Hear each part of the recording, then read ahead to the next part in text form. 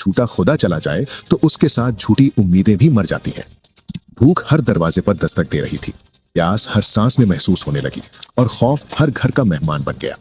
तब उन्हें समझ आया कि पानी खुदा नहीं होता, कुआं उनका रब नहीं, असल रब सिर्फ अल्लाह ही है।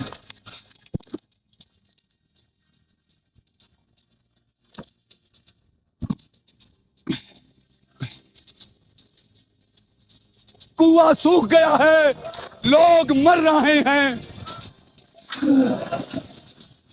जब कौम ने देखा कि ना पानी बाकी रहा, ना कुएं में पानी था, ना शहर में, तो उन्होंने शहर छोड़ने का इरादा किया।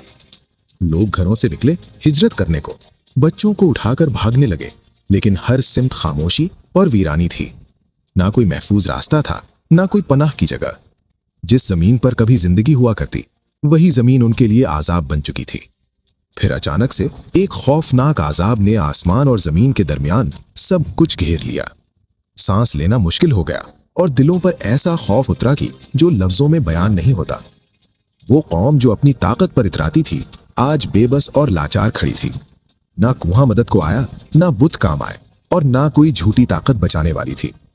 उस दिन वो समझ गए कि जब अल्लाह का आजाब आ जाए तो फिर ना शहर बचता है, ना रास्ता, और ना ही कोई बहाना।